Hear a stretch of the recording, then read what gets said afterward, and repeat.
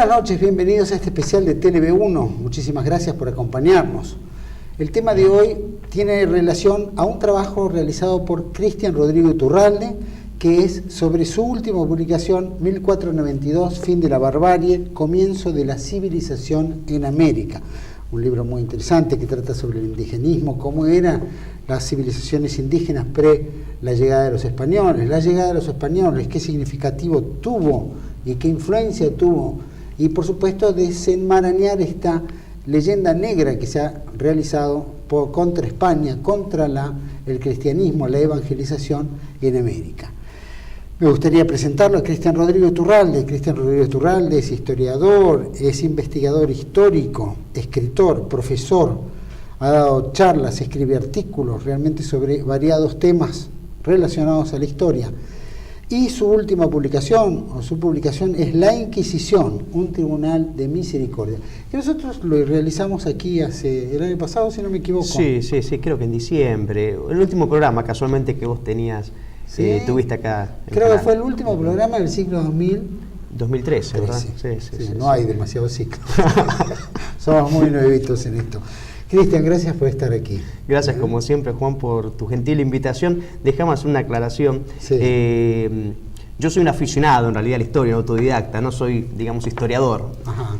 Así que quería hacer esa. Bueno, solamente dedicarte a este tipo de cosas ya te hace historiador y recopilador, investigador, realmente que son temas que son tabú, o por lo menos se distorsionaron a través de la historia, desde la Inquisición, que cualquiera que escuche la Inquisición es como una cuestión terrible, y vos la aclaraste muy bien en tu libro, el cual recomiendo a muchos que los que no lo hayan leído, hayan tenido acceso, se comuniquen a través de un correo electrónico que va a dejar Cristian Rodrigo para poder tener acceso a esa publicación que fue muy interesante.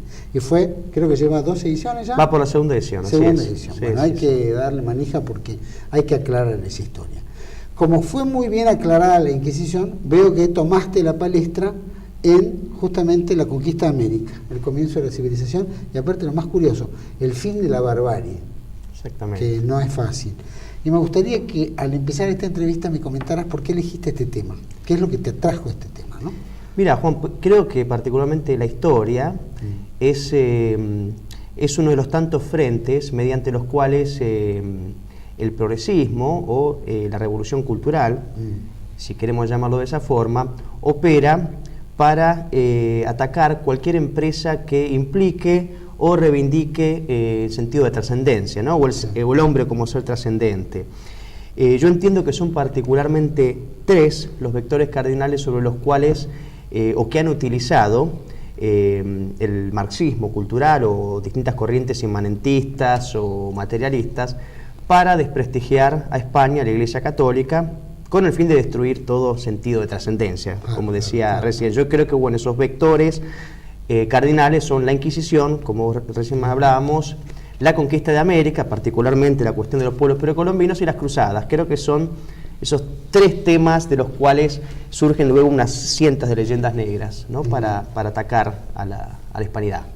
Claro, porque ya lo vemos, es como una industria, esto es algo que se viene dando hace muchos años, especialmente en el siglo XX, ¿no es cierto? Creo que totalmente, sí. ¿En el siglo XX comienza toda esta historieta? Sí, ya panfletistas de fuste hay ya desde la época de los protestantes de Flandes, ¿no? atacando la hispanidad, ¿no? España era en ese momento el poder por antonomasia que regía toda Europa, así que sí, ya viene de vieja data, pero sí, creo que se ha incrementado en el siglo pasado. Como siglo pasado, bueno, ni me quiero imaginar lo que va a ser el siglo XXI, donde ya la iglesia está cascoteada y la hispanidad también, casi en vía de extinción. La verdad que es duro. La Inquisición, que quiero, antes de empezar sobre este libro particular, me gustaría que me digas sobre la experiencia que tuviste haber abarcado el tema de la Inquisición. ¿Te generó problemas? ¿Te generó alegrías? ¿Te generó sinsabores? ¿Cómo fue tu experiencia de haber abarcado ese tema puntual? Mira, sin duda sí, al ser un tema controvertido, lo primero que uno como autor percibe en este tipo de cuestiones es la censura, ¿no? La censura, pero dada muchas veces la censura, digamos, del silencio, ¿no? Porque no te lo publican, o hay muchas editoriales que se niegan, o no te prestan los lugares para dar las conferencias. Existe actualmente una censura evidente, ¿no? Para el esclarecimiento o para exponer determinados temas que no están dentro de lo que entendemos actualmente como el pensamiento único, ¿no? Lo que nos quieren vender los medios de comunicación, ese tipo de cosas. Sí, sin dudas que fue difícil, pero también he tenido grandes gratificaciones, por suerte. Decime, me comentabas por qué elegiste este tema y me gustaría que me dijeras un poquito si esto fue algo que vos tomaste como un desafío, tomaste como algo que hay que levantar, una bandera. Esto es una reacción, digamos, por la verdad histórica, o es un tema que te sentiste que valía la pena tocarlo y vulnerar un poco todo este pensamiento único. Es una bandera patriótica. ¿Cómo tomaste este esquema, particularmente el fin de la barbarie, ¿no? Porque hoy, con el indigenismo avanzando por todos lados, es lo que, sí, sin dudas. ¿Por qué? Y porque creo que en estos últimos años el indigenismo está creciendo, pero está avanzando a saltos cuánticos, y mucha de la gente que de alguna forma reivindica estos postulados, muchos lo hacen por ignorancia. Yo me acuerdo, mira, si vos me preguntás, ¿cuándo fue, hay algún momento de inflexión donde vos dijiste, bueno, voy a empezar a escribir sobre el tema? Te lo cuento así bien rápido, por decírtelo sencillamente. Estaba caminando, me acuerdo, por congresos, la verdad que no sé de dónde venía, y me cruzo con una de estas cientas manifestaciones o actos que nos encontramos en la ciudad de Buenos Aires a toda hora, cortando el tráfico. En este caso, un acto bastante concurrido, convocado por ciertos líderes indigenistas o proindigenistas, creo que estaban envueltos los mapuches ahí. Y yo me acuerdo, me paré un segundo a observar esa escena, que era casi kubrickiana, y yo veía distintos grupos adhiriendo, ¿no?, a los reclamos de estos indigenistas y a la reivindicación de su modus vivendi. Yo pensaba para adentro, yo decía, si estos tipos superan realmente lo que implica o lo que es el indigenismo, ¿no?, y las costumbres a las que suscriben, seguramente no hubieran estado ahí. Por ejemplo, uno de estos grupos es el feminismo. Entonces, los feministas apoyando a los indigenistas, cuando todos sabemos que la mayor parte de estas culturas precolombinas estaban regidas por sistemas patriarcales, donde la mujer, cuando no era menospreciada, era despreciada abiertamente. Incluso las leyes, ¿no?, operaban contra el sexo opuesto, en el sentido contra la mujer. Por ejemplo, había grupos de abortistas, cuando sabemos también que gran parte de las culturas incas y aztecas penaban con la muerte el aborto inducido. Luego estaba creo que el Chá, estos grupos de homosexuales, cuando el 95% de las culturas precolombinas penaban con la muerte, la homosexualidad. Incluso había una distinción entre sus leyes, entre el homosexual pasivo y activo, y al homosexual pasivo, incluso antes de la ejecución, se le infringían una serie de torturas. Por supuesto que había agrupaciones de derechos humanos y grupos garantistas, como el CELS, por ejemplo, cuando vemos que el valor de la vida humana en estas sociedades precolombinas no tenía más valor que la fuerza del trabajo, ¿no? De robar un pan o robar 7 mazorcas de maíz estaba condenado con la muerte. Entonces estos jueces garantistas como Zaffaroni y Ollarvide, que hoy apoyan el indigenismo, digamos como es un poco incoherente. Esto fue un poco, Juan, lo que me motivó y decir, bueno, vamos a esclarecerlo. Como una bandera. El indigenismo, por ejemplo, en estos últimos tiempos ha ganado un gran terreno, ¿no es cierto? Bien decís, el garantismo, un poco el pensamiento único y todas estas movidas. ¿Eso es en particular lo que te llevó también a escribir esta obra? ¿Y algo más que vos encuentres como que...? Sí, en parte esto que hablábamos recién, como decís vos, y también porque entendía, pues si bien sobre el periodo hispánico, ya propiamente, y sobre la conquista de América, yo entiendo que hay excelentes trabajos, excelsísimos y insuperables, como por ejemplo, vos los conocés, los trabajos de, no sé, en nuestro país, don Antonio Caponeto, Vicente Sierra, el padre Furlon, Cayetano Bruno, Caturelli, Petrocelli, Vittori. Existe realmente un cúmulo de documentación y de trabajos esclarecedores sobre el tema, pero lo que yo notaba, hablando con la gente, incluso con jóvenes, es que, digamos, para lograr de alguna forma tomar conciencia de la significación y de lo que implicó los beneficios de la llegada de España a América, había que necesariamente comenzar por adentrarnos un poco en cómo vivían estas culturas, o sea, con qué se encontraron los españoles. Entonces, me pareció que, sabiendo cómo vivían estos pueblos indígenas, me parece que luego por contraste, me parece que se podía lograr la justa valoración incluso del tema, del tema de la llegada a América y de la gran obra de la evangelización, ¿no? Claro, y cuando hablamos de estos grupos indígenas, o por lo menos las culturas indígenas, sabemos que son originales de América, empecemos por ahí, son originales porque muchos hablan de que cruzaron por el Estrecho de Bering, otros vinieron por otros sectores y que ahí se fue diseminando en América. ¿Son realmente pueblos originarios? No, son los pueblos no originarios de América, ¿no? Esto ya está, como lo hemos dicho en otros programas, es una cuestión ya completamente zanjada científicamente y por todo. Provienen, como decimos, de migraciones por el Asia, todas convergen en la misma. Incluso, hablando del tema de los pueblos originarios, los mismos aztecas recién conocen y ocupan México en el siglo XIII. O sea, originarios de dónde son los aztecas. Si los aztecas recién conocen la región mesoamericana en el siglo XIII. O sea que solamente 200 años antes de que lleguen los españoles, los aztecas están comenzando a ocupar esa región. Entonces, ¿cuáles son las tierras que reclaman? ¿Cuáles son los pueblos esos entre los aztecas? ¿Cuáles son las culturas principales que podrías distinguir que se asentaron en América? Mira, por lo menos las que trato yo un poquito con más precisión, son las que coexistieron de alguna forma al momento que llega España, ¿no? Y como por ejemplo, podría ser en la zona andina los incas, mayas y aztecas. Por supuesto que hago una mención a las culturas más determinantes que hubo en el continente, como los olmecas o los toltecas o los chibchas, moches, chovis. Hay una serie de teotihuacanos, de incluso culturas mucho más determinantes que incas y aztecas, que son las que nosotros comúnmente conocemos. Como las más avanzadas, digamos, como las más... En todo sentido, en organización social, pasa que hay algo que no se dice. Entonces, ¿por qué conocemos únicamente incas, mayas y aztecas? Sí hubo culturas que realmente fueron mucho más avanzadas que ellos, porque había una costumbre muy común en estos imperialismos indígenas, en estos estados despóticos.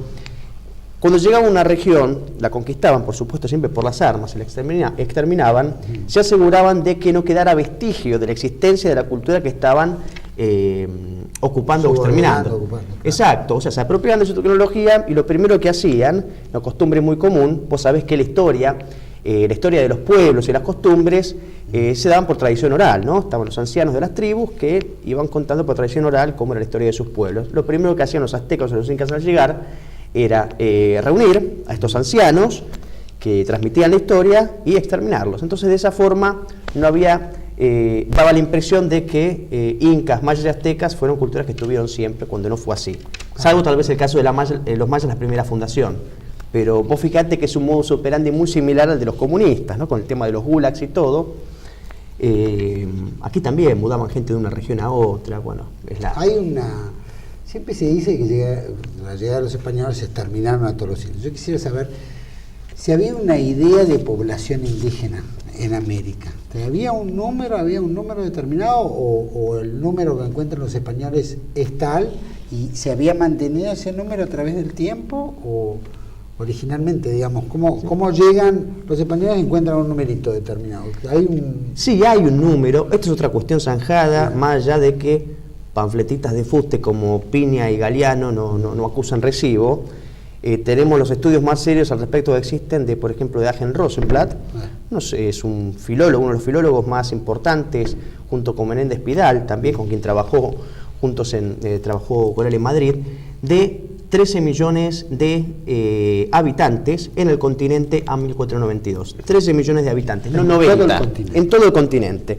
Teníamos más o menos 5 o 6 millones en la región mesoamericana y 200.000 en lo que actualmente es la extensión territorial de la República Argentina. Así que 13 millones.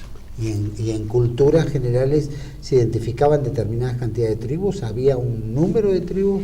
Mirá. Acá tenemos los comechingones, los patacones, ¿no es cierto?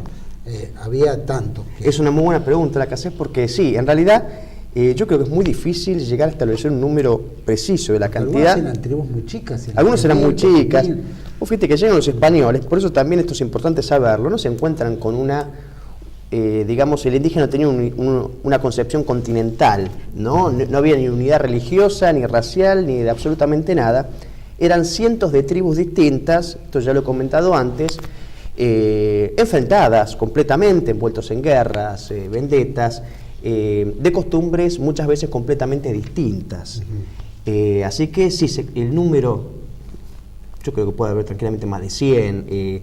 Ahora las determinantes, por supuesto que fueron significativamente menores. Claro, esas eran significativas porque se destacaban en su arquitectura, había rasgos mucho más particulares o porque eran numerosas. No. Digamos, los aztecas, los mayas, los incas. Y pasa que los mayas, incas, aztecas tuvieron, cierto, de alguna forma, como todo estado despótico, imperialista, tuvieron cierta organización de alguna forma social, ciertas leyes, por decirlo de alguna forma, y gente concentrada, ¿no?, en una polis. Tenés estos grupos, bueno, los estados despóticos totalitarios, pero también tenés una gran porción de indígenas que, digamos, vivían digamos, sin estar sujetos a ninguna autoridad, ¿verdad? Claro. Perdidos en los montes, que no tenían noción de acopio de alimentos, se morían de hambre. Tenés estos dos grupos que tenemos que dividir, las culturas más organizadas y las culturas que estaban por ahí desparramadas. En 1492, me acuerdo, yo vivía en Washington y trabajaba en la OEA, se cumplieron los 500 años del descubrimiento de América. Sí.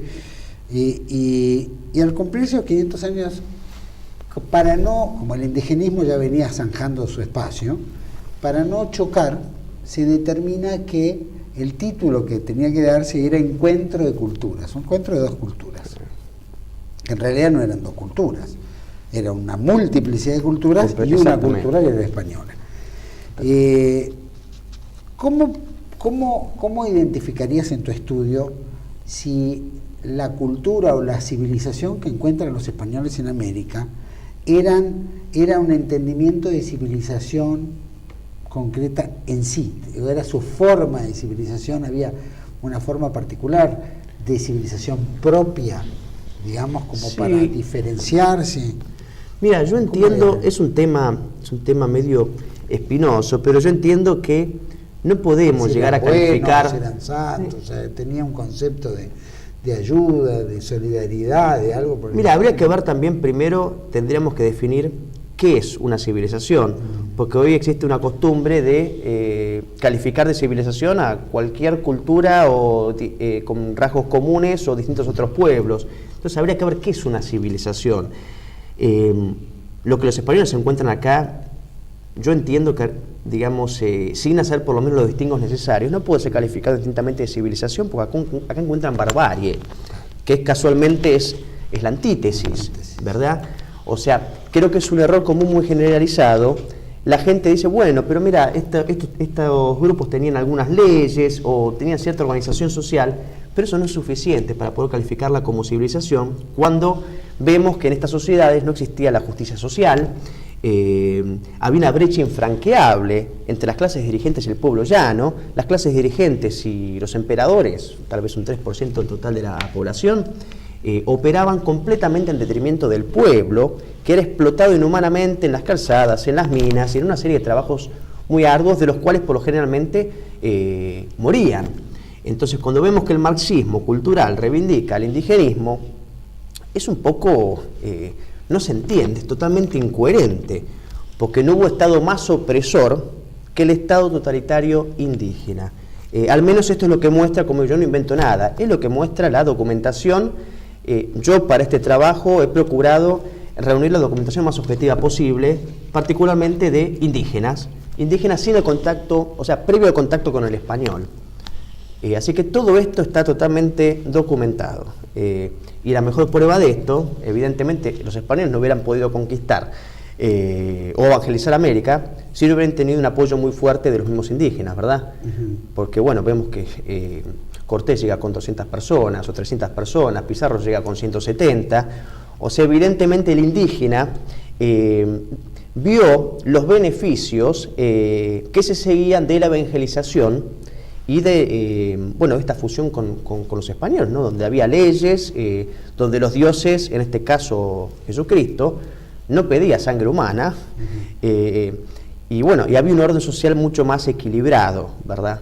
No sé si, creo que me fui un poco por la rama. Pero... No, pero entraba más o menos en la pregunta que te iba a hacer. Cuando los españoles llegan, se habla de que, por lo menos lo que plasma en una película Apocalipto, Mel Gibson, plantea cómo estas que existe, estas civilizaciones tan fuertes, llamarlos los mayas, los aztecas, cómo se tomaban prisioneros y eran sacrificados en alguna fecha particular. Bueno, eso que me gustaría que nos contaras cómo eran esos rituales, como para tener una conciencia de lo que era ser sanguinario, y si eran caníbales y si tenían otras debilidades que fueran marcadas y que fueran sorprendidas, es decir, para los españoles que venían de otra cultura, especialmente con la cruz en la mano, la evangelización, más allá de la conquista de América. Pero todo eso te voy a pedir que me lo respondas. ¿Cómo no? Cuando vamos a un pequeño corte, volvemos enseguida con Cristian Rodrigo. Gracias.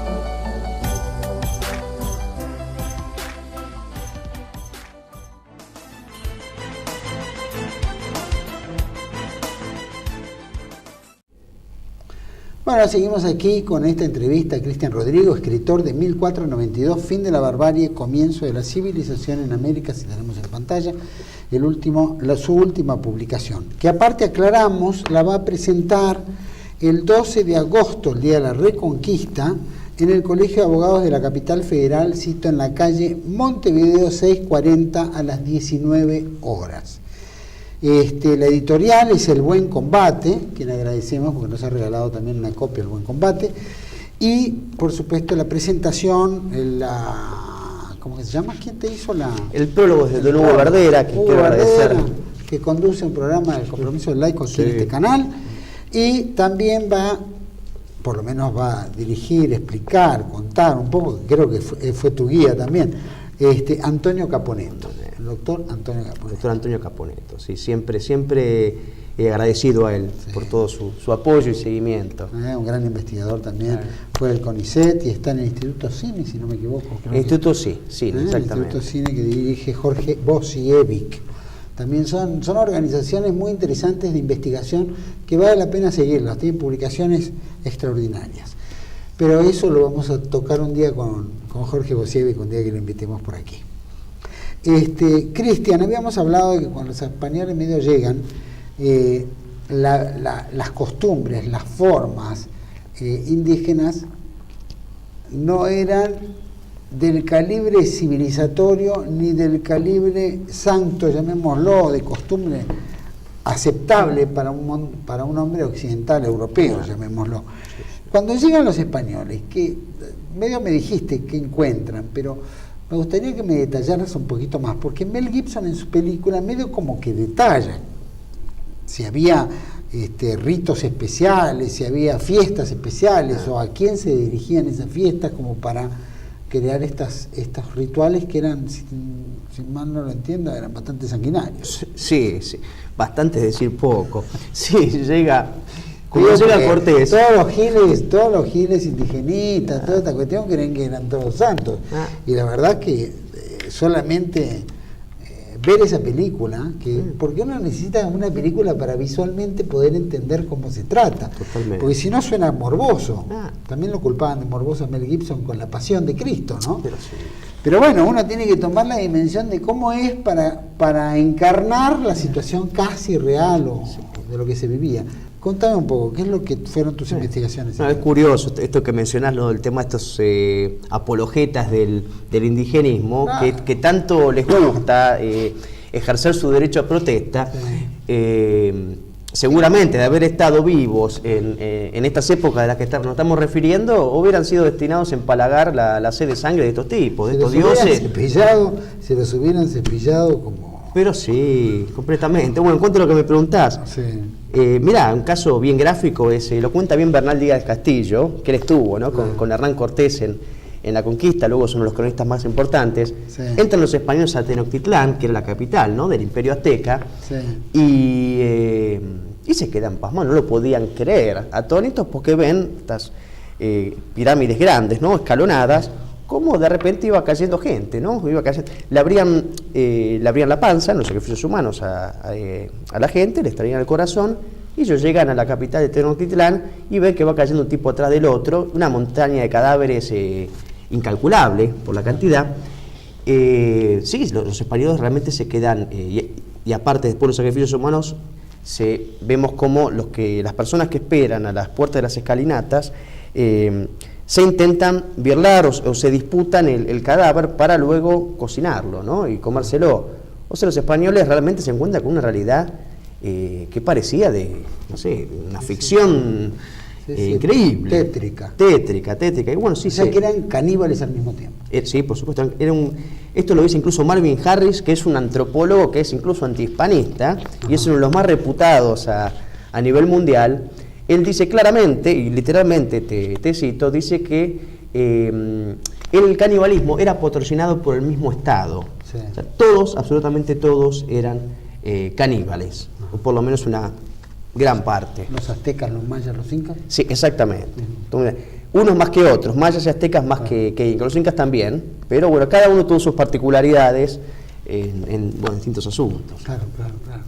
Y eso involucraba que había una escala de valores del cacique de una tribu, Sí. que se lo comieran era el manjar del jefe de la tribu del otro. No, ¿Que parece dominaba? parece realmente, sí, parece que estamos hablando de... Se separaban, digamos, No, pero por apetito. parece mentira y es tragicómico, Sí. por decirlo de alguna forma, pero sí, había partes corporales que eran más apreciadas que otras, ¿no? Las partes más preciadas. Entonces, por lo general, en las sociedades más civilizadas aztecas, Sí. las partes del cuerpo estaban pactadas de antemano.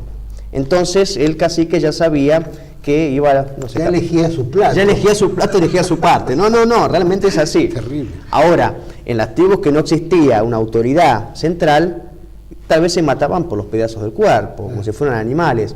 Pero sí, los que estamos hablando... Los no gordos, son- los flacos, había Todos. Sí, mirá, hay que una reírse para no especie de llorar. apetito particular, ¿no? Lo que pasa es que sabes que hay estudios científicos sobre el tema, dicen que la persona o el animal que ingiere carne humana, dice que eso genera una adicción, eso está probado científicamente, esto lo plantea muy bien la señora Teresa Presvik, creo que ella es miembro de la Academia Nacional Argentina de Historia, ella es tucumana, y ella hace todo un estudio sobre eso, y por eso te digo que el tema del canibalismo no es que respondía a una cuestión ritual, como quieren hacernos creer, como para decir, bueno, eran sus costumbres, no. Estaba motivado por la venganza muchas veces, por la crueldad ingénita que tenían muchos de estos personajes, y bueno, por el gusto de la carne humana que estaba considerado un manjar. Te cuento dos casos espeluznantes, pero que es necesario a veces traer estos casos extremos para que la gente tome conciencia, ¿no?, de lo que implica el indigenismo y sus costumbres. Estaba considerado un manjar entre los indígenas, por ejemplo, comer el feto de la mujer embarazada. A veces la dejaban que estuviera gestando hasta el 8º mes de embarazo, pues le abrían la panza y se comía el feto. O entre los chibchas, una costumbre muy común, era los niños cautivos, ¿no?, de guerra, los alimentaban por un par de meses hasta que tuvieran más regordetes y luego se los comían, ¿no? Esto está totalmente documentado y lo comentan los mismos indígenas. Lo que te quiero decir con esto es que, bueno, evidentemente estamos estamos tratando con culturas que estuvieron realmente de alguna forma muy esa es la palabra. Sí, muy encarnadas, muy... Sí, muy crueles. Decime, y si seguimos mostrando un poquito, porque vale la pena con esa y seguir conversando nosotros, porque mira, esto es casualmente, ejemplo, era lo que mencionabas, está muy bien claro, el corazón, ¿no? Y acá está muy bien retratado porque es exactamente como ocurría, ¿no? La cantidad de sacerdotes, como lo decía, como Comentan las crónicas, había un sacerdote principal, 4 sacerdotes, por lo general estaba atado el cautivo, algunos lo agarraba uno de cada pata, de cada pie, y le abría el pecho con un cuchillo de obsidiana y le extraía el corazón. Ajá. Ahora, estas cuestiones Sí. generaban, por ejemplo, qué sé yo, eran las festividades, ¿hacia qué divinidad de ellos dedicaban estos sacrificios humanos y qué número de sacrificios humanos? ¿Eran todos siempre un número determinado, el número variaba? Y eso depende de la importancia de la fiesta o el evento, ¿no? Que, los principales, por ejemplo, que era el sol, la luna, algo. El sol, la luna, la inauguración de templos o palacios o edificios, tal vez para de alguna forma agasajar a un jefe de Estado de otra tribu, para luego absorberlo, como se llama, ofrecía estos sacrificios humanos como agasajo, pero también estaba sujeto a ciertas coyunturas del momento. Por ejemplo, nosotros sabemos que los indígenas por lo general tuvieron periodos de grandes hambrunas o sequías, entonces para revertir este estado, ellos entendían que sacrificando una gran cantidad de seres humanos se iba a contentar a estos dioses, que eran múltiples dioses, y el estado, bueno, eventualmente se iba a revertir. Los mayas particularmente utilizaron niños para esto, ¿no? Creían que de alguna forma el niño tenía un poder especial y iba a agradar más todavía a los dioses. En cuanto a los números, ¿me has preguntado? Sí. ¿Qué número era el que se barajaban en estas cuestiones? ¿Que era una festividad de matar 3, 4? No. Mira, hubo un artículo, publiqué en alguna revista y bueno, también lo menciono en este libro. Claro. Los aztecas tienen ostentan 3 récords, que yo se lo he comentado al doctor Verdera en su programa, de genocidios de la humanidad. Por ejemplo, en 1487, en ocasión a la inauguración del templo de Tenochtitlán, se sacrificaron en solo 4 días entre 80.000 y 90.000 personas, en solo 4 días. Hay, por lo general, reuniendo toda la información de los cronistas, historiadores, antropólogos y arqueólogos, se llegó a la cifra de 10 millones de personas asesinadas por los aztecas en cosa de un siglo, más o menos. Y el otro récord histórico es el tema de la cantidad de niños inmolados, ¿verdad?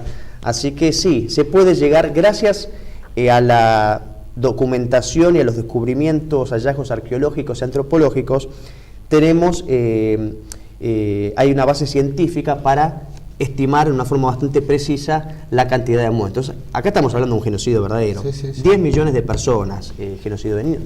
O sea, realmente... 10 millones cuando estás hablando de que llegaron a América en el siglo XIII hasta la llegada de los españoles. Hasta la llegada de los españoles, exacto. Bueno, siguieron estando en la llegada de los españoles hasta que, bueno, Cortés naturalmente los conquista, ¿verdad? Pero sí, 10 millones de personas. Cuando los españoles llegan y bueno, ven estas sangrías humanas, realmente que eran terribles, especialmente por los chicos.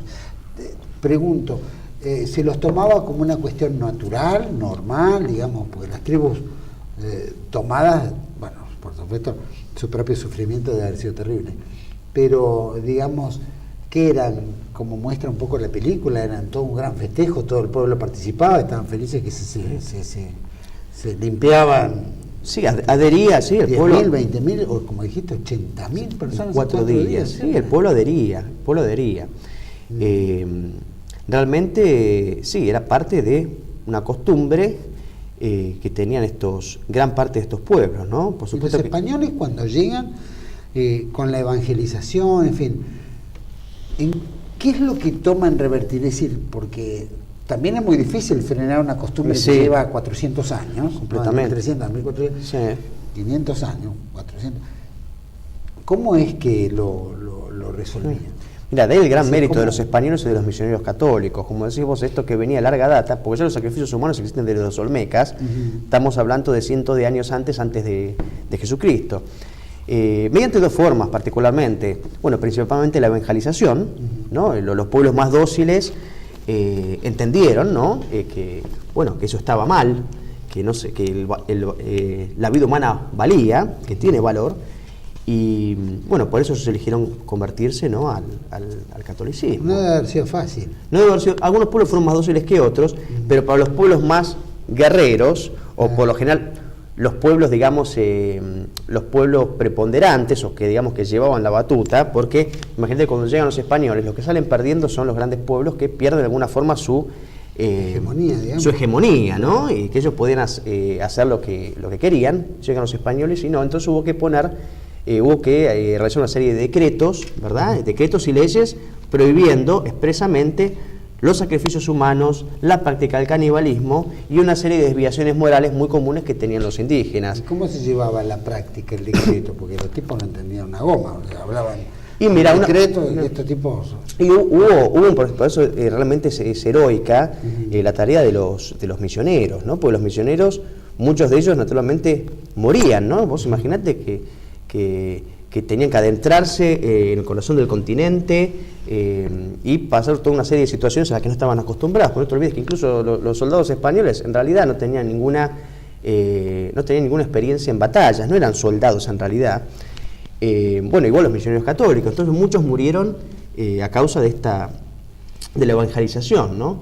Y bueno, sí. Eso frenó y gestó que por lo menos estos grupos aborígenes que empezaron a participar llamémoslo, en las misiones jesuíticas, que colaboraron y que construyeron y que mostraron una habilidad extraordinaria en la arquitectura, en la armada de altares, en la construcción de iglesias. Sí, lo que estás diciendo vos, sí, sin dudas. Ese fue yo creo que fue el mejor, uno de los mejores logros de la evangelización. Los pueblos que por lo menos pudieron ser reducidos. El tema de las misiones jesuíticas, realmente ahí yo creo que es donde el indígena realmente valoró y aprendió voluntariamente, porque voluntariamente, las reducciones jesuíticas, entendió los beneficios que se seguían, como te decía antes, de la evangelización. Una prueba de esto es que, por ejemplo, nosotros sabemos que las misiones jesuíticas, por lo general en el noroeste argentino había 15, en lo que es el Paraguay había 8 y creo que en el sur de Brasil había otras 7. Que como estaban en el límite, digamos, de lo que era de los dominios de Portugal y España, lo que hacían muchas veces recibían ataques, las reducciones jesuíticas de bandeirantes o mercenarios portugueses y holandeses que por lo general iban a cazar indios y los vendían luego en Brasil. Entonces, por eso vemos que en las reducciones jesuíticas después se empiezan a organizar algunos militarmente, indígenas y españoles, para resistir esos ataques, ¿no? de toma de cautivos, y vemos que como los indígenas junto con los misioneros católicos defienden con la muerte ese orden que llegaron a establecer, o sea, se sintieron identificados y formaron parte de ese proceso los indígenas. Muchos indígenas luego fueron sacerdotes, ocuparon cargos muy importantes. Evidentemente hubo una gran parte de la población indígena que buscó este nuevo orden hispano-católico y que en definitiva estuvo en su mejor beneficio. Cristian, hiciste una muy buena revisión de todo esto. ¿Vos crees que con toda esta propaganda que en realidad se gesta del mundo anglosajón, etcétera, contra España y contra la Iglesia, ¿vos crees que los españoles o los evangelizadores fueron tan drásticos como lo que los propios indígenas vivieron como para convertirlos a la cristiandad o, no digo amansarlos, pero incorporarlos a la vida del blanco? Más allá de los portugueses que los usaban, no se los comían por lo menos, pero los mataban si no trabajaban, era así de fácil.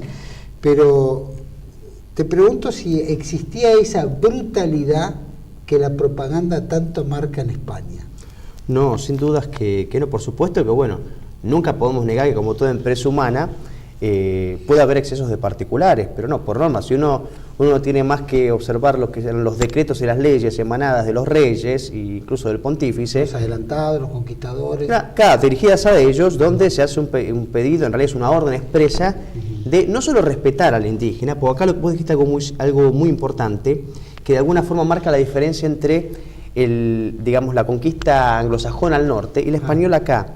Entonces es muy claro desde el primer momento que la intención de España y de la Iglesia es asimilar al indio a la sociedad occidental, asimilarlo. Por eso mismo Isabel la Católica, en uno de sus primeros decretos, ella dice que ordena que los indios son tomados como vasallos directos de la corona. Sí.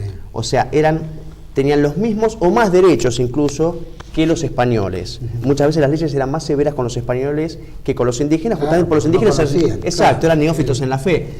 Entonces, mirá lo que fue, si hacemos por contraste, ¿no? En los sajones, los ingleses allí en el norte del continente, donde no hubo una sola resolución o ley que tendiera a la asimilación del elemento indio a la sociedad occidental. Ellos los exterminaron directamente o los iban expulsando de sus tierras. Entonces, creo que ese es el principal mérito de España. Y bueno, por eso vemos la cantidad de mestizos que tenemos en toda Hispanoamérica. Como se entrecruzan. Exacto, la mezcla de razas. Tenemos en el Paraguay con Martínez Aguilar. Claro, el inglés era mucho más racista, ¿verdad? Él no quería contaminar su raza con una raza que creían que era completamente inferior. Entonces se prohíbe la cruza de blancos con indígenas. España, contrariamente, la fomenta. O por lo menos cristianamente, ¿no es cierto? En ese aspecto. ¿Qué pasa si los españoles no hubieran llegado a América? Qué buena ¿Qué hubiera sido de estas culturas? Mira, yo creo que no es por muchos pueden decir, bueno, pero uno ya está entrando en el terreno especulativo. No, hay evidencia seria. Pasaron en los años previos completamente. A la llegada de los españoles. ¿Qué hubiera pasado si los españoles se hubieran dilatado 100 años, por ejemplo? Mira, por lo general, muchos estudiosos, y por la evidencia y el cúmulo que tenemos disponible, es claro que se hubieran extinguido.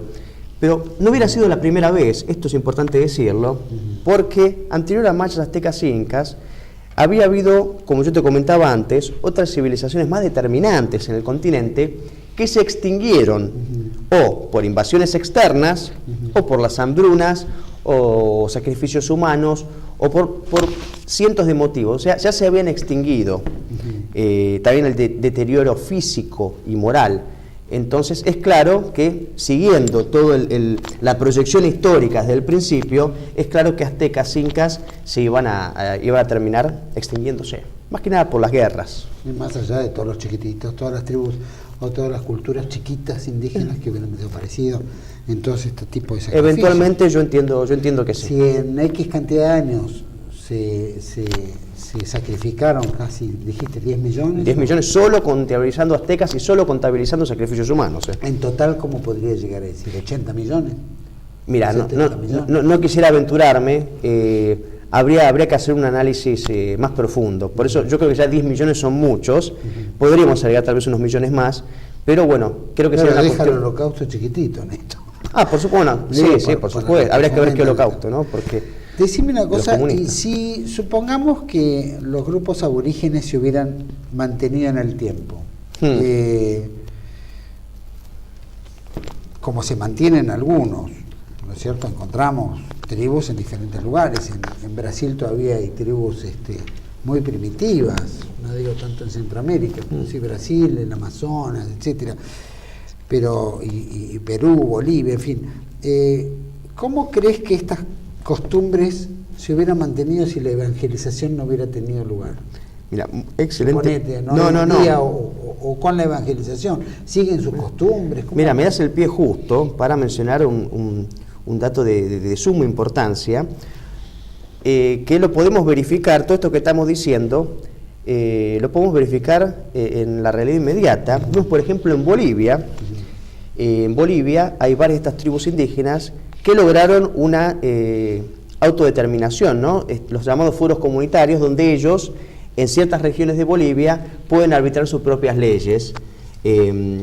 Entonces, lo que sucede es que vemos linchamientos, sin que el Estado pueda intervenir, linchamientos masivos de una persona, por ejemplo, que o robó un pedazo de pan para comer, o que tal vez cometió adulterio. Esto incluso yo lo he visto por YouTube. Se ha filmado, o por borracheras que empiezan a linchar gente. Está en YouTube, creo que pongan linchamientos en Bolivia, esto de las tribus indígenas, esto es lo que nos espera acá. Te pongo un ejemplo más, fue un caso muy conocido, el de los huichis, acá al norte de nuestro país. El caso fue bastante mediático, extrañamente, donde un indígena de esta tribu huichi había violado a sus 3 hijas y creo que una amiga de la hija también, todas menores.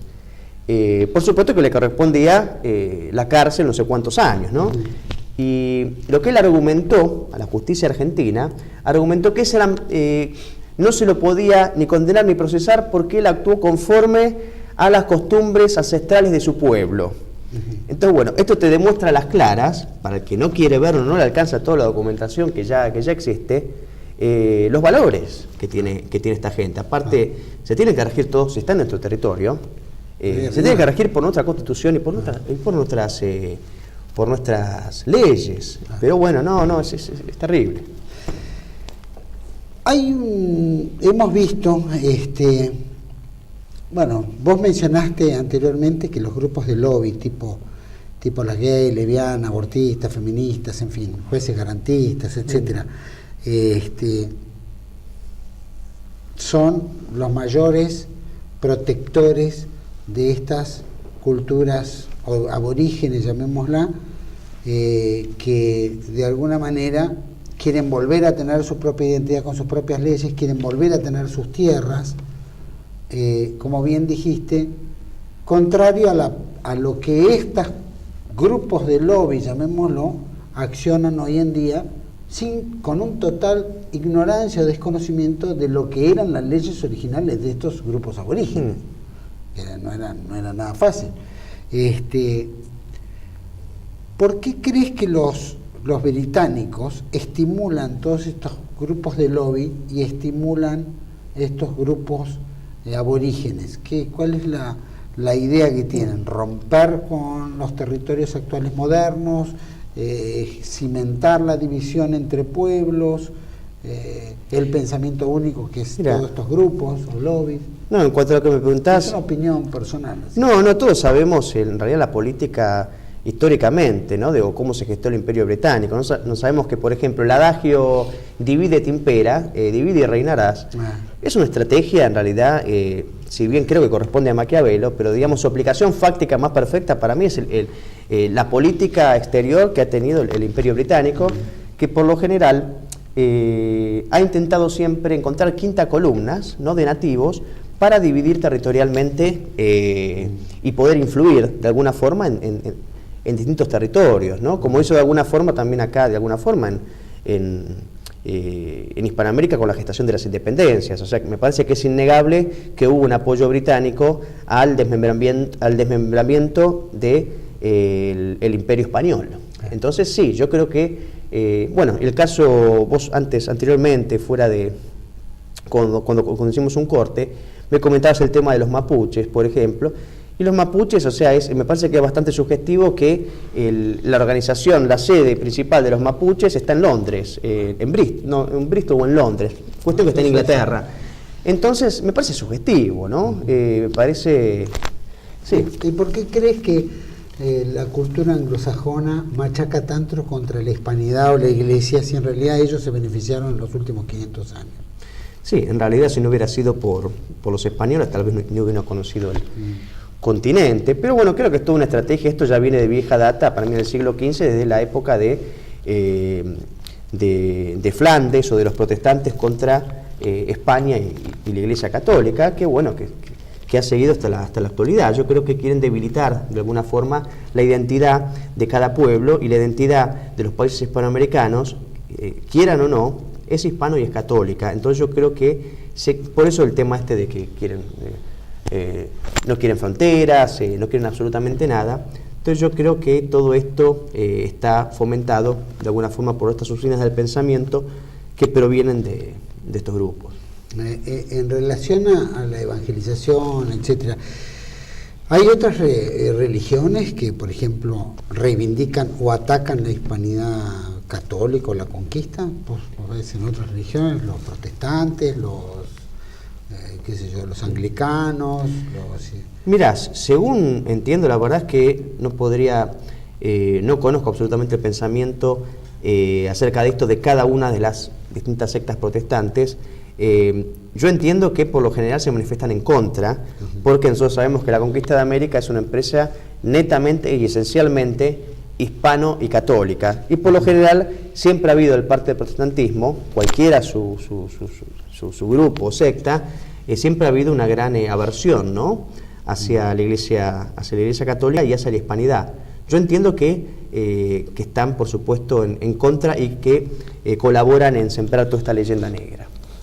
¿Y qué autores existen o qué autores hay que sean, que vos percibas que son los más antihispanos, por ejemplo en Argentina o en América o en Europa hoy, porque está todo como angloizado, sí, ¿no? ¿Y cuáles son los prohispanos? ¿Hay pros, contras? Sí. ¿Cuáles son los más marcados o los más... Mirá, yo creo que enfrentados? Si dividimos, por ejemplo, los autores antihispanos entre panfletistas y de alguna forma intelectuales, creo que intelectuales anticatólicos, que yo recuerde, podrían ser un Preston, un Ian Gibson, Hugh Thomas,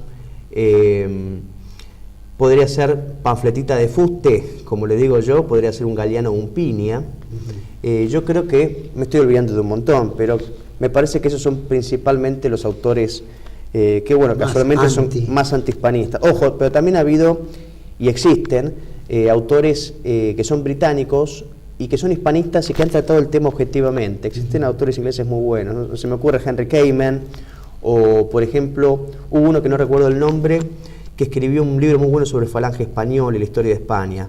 Ya me voy a acordar. Pero no, existen autores. Chesterton, bueno, es un hispanista católico, pero no tiene un trabajo específico sobre el tema este. Pero bueno, podemos imaginar lo que hubiera pensado. Y pro indígenas, por ejemplo, pro aborígenes, hay algunos autores que corroboren y digan, che, la información que Cristian Rodrigo Iturralde expresa aquí en su publicación, corroboran que ellos eran civilizaciones más sanguinarias. Autores indigenistas que de alguna forma...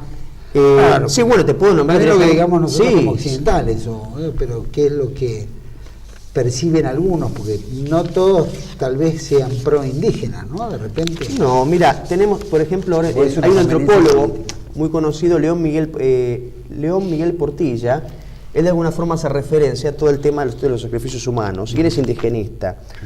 Pero sí, la pregunta es buena para que también la gente vea que damos nombres concretos, y ellos los pueden buscar y pueden recurrir a esta información, que por cierto no es clasificada. Sí, hay autores indígenas que corroboran todo esto que estamos diciendo. Como los nombres son muy complicados, yo me los anoté, así que te lo digo para la gente. Tenemos, por ejemplo, Alba Itloxitil, Álvaro Tesosomoc, que es muy conocido, Muñoz Camargo, Juan Bautista Pomar, algunos tienen ya el nombre hispanizado, pero todos indígenas, muchos antes del contacto con el español, Francisco Antón Quimalpachín, Cautle Guanitzin, bueno, Garcilaso de la Vega, Felipe Comán Poma de Ayala, y bueno, sin olvidar también monumentales obras de obligada consulta que han sido elaboradas a raíz de los testimonios de los mismos indígenas, como por ejemplo Toribio de Benavente, Oviedo, Ciesa de León, Acosta, Landa, Sahagún.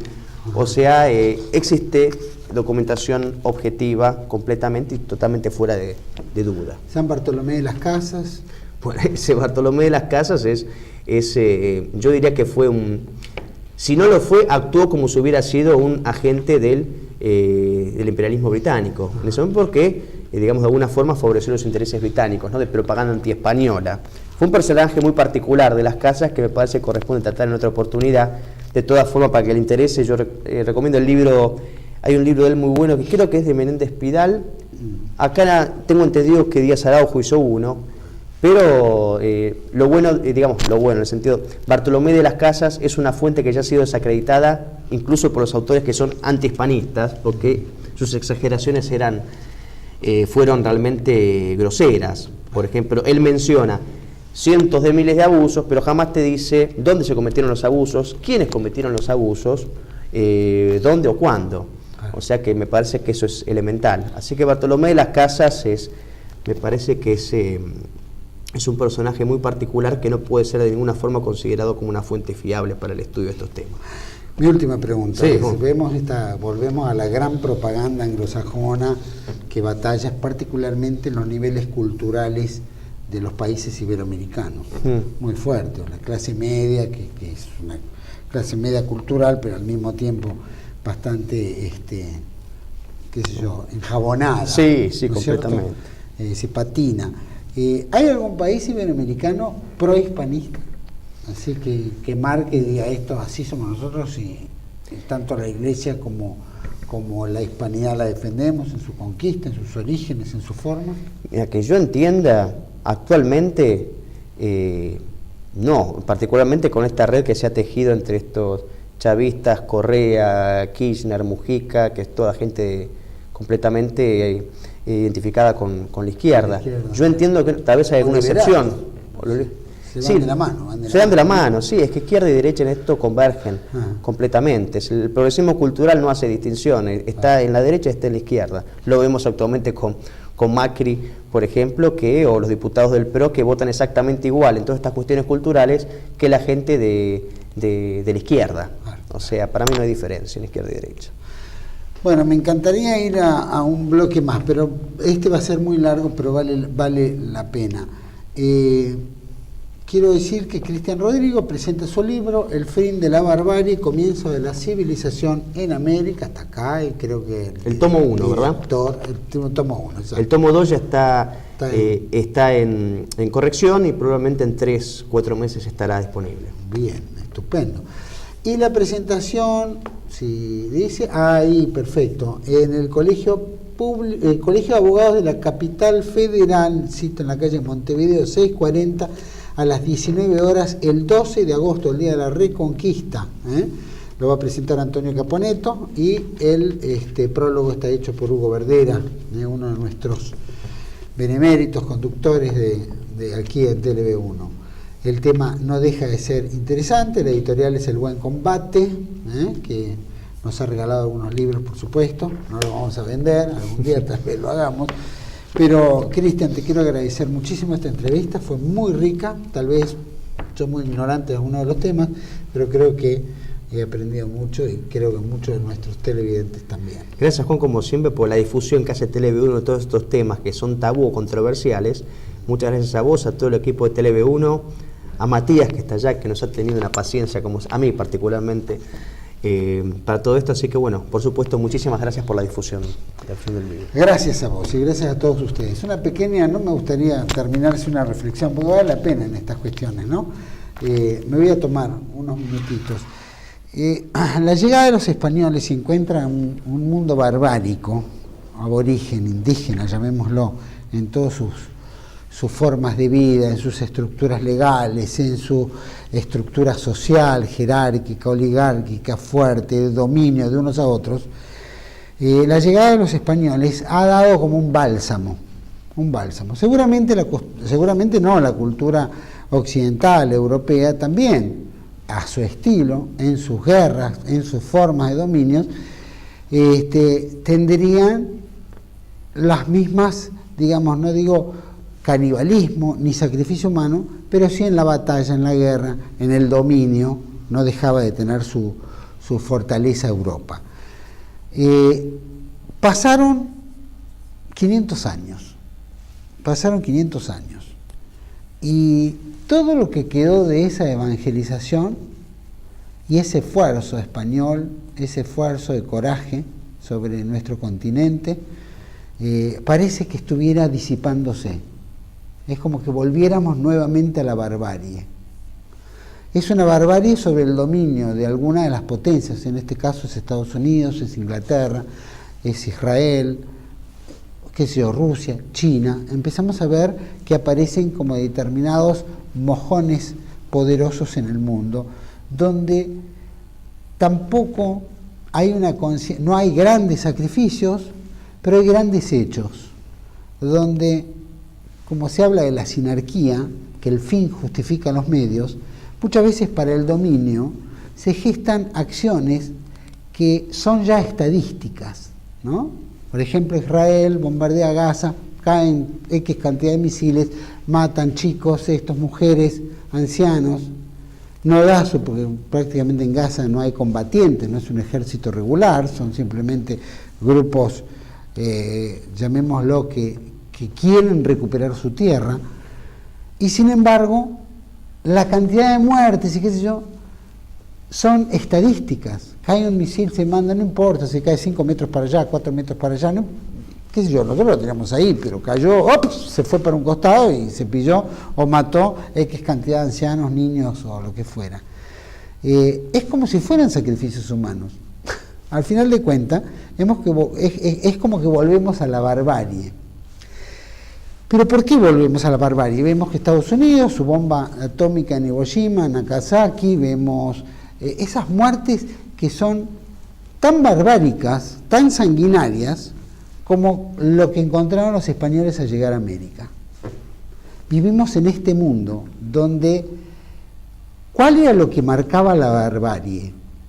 ¿Qué es lo que nos marca la barbarie de hoy? Es la falta de evangelización, es la falta de Dios, es la falta de la fe, ¿no es cierto? Es la falta de tener soporte en la religión. Vemos que las religiones ahora se van disipando, todas son iguales, da lo mismo creer en una, en otro, porque como todos nos vamos a ir al cielo igual, si crees, no crees, si sos budista, judío, maometano, católico, da lo mismo, porque ya hoy se ponen todas las religiones a una par, ya no hay una religión verdadera, cada uno cree que es la propia, pero tampoco de los mismos entes religiosos ya te paran la mano y dicen, bueno, no tan así, aquel hay que respetar el relativismo, ¿no sé? Todos somos lo mismo, entonces lo mismo es nada, o volvemos al inicio, no existe. Entonces, esa ausencia es lo que también nos lleva a la barbarie. Entonces, lo rico de esta publicación, y de lo que nos expresaba Cristian Rodrigo, no es si los españoles eran malos, buenos, y fueron sanguinarios, y que entonces la propaganda anglosajona hace esto, sino que en realidad va contra la fe, va contra lo que te da la espiritualidad, la religión, para hacer lo más elemental, que es el amor al prójimo. El amor al prójimo. Vuela, que yo lo rescato siempre porque para mí es un gran pensador, y lo decía también Silvio Maresca, la decadencia empieza cuando dejamos de ocuparnos en el otro. Y la religión nos enseña a amar al prójimo.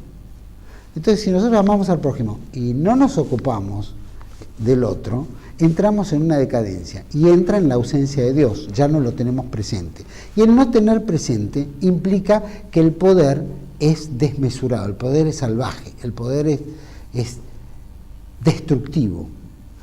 Y estamos como volviendo nuevamente, aunque tengamos televisión, aunque tengamos toda la tecnología, nuestro comportamiento es salvaje. Hemos vuelto a la barbarie total. Entonces, rescatando estos trabajos, nos hacen también pensar que esto no fue que hace 500 años atrás pasaba esto y que si los españoles fueron más sanguinarios. Esa era la realidad que se vivía, y esto fue una fe cristiana, el amor, el dolor de Cristo, la resurrección, la salvación, el perdón, ¿no es cierto? Todo esto que nos hace a la esperanza, hacia otra vida, es el sacrificio de la vida diaria. Sacrificarnos para poder llegar a tal lado.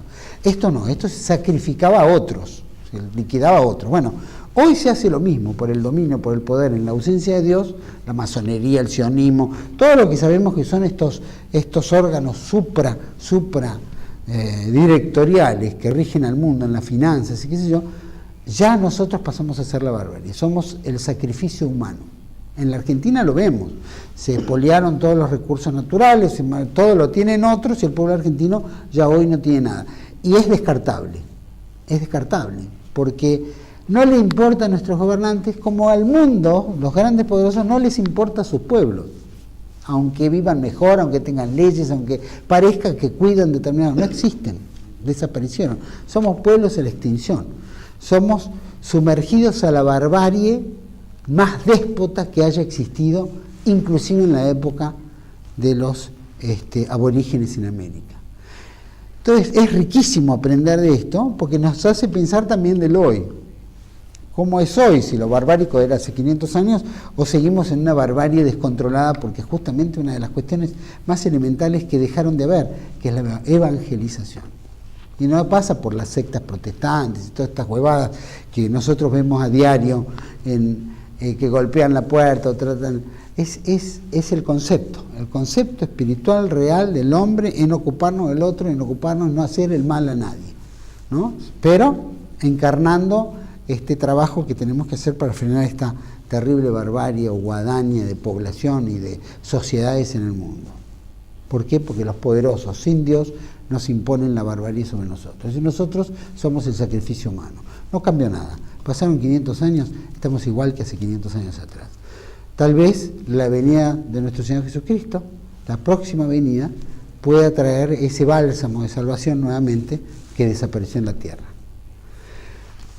Los espero en otro especial de TLV1. Agradecemos a Cristian Rodrigo Iturralde. Los esperamos todos, como siempre, ahí en Montevideo 640, Colegio de Abogados de la Capital Federal, el 12 de agosto, Día de la Reconquista, 1914. Los esperamos aquí, en TLV1, toda la verdad primero. Gracias.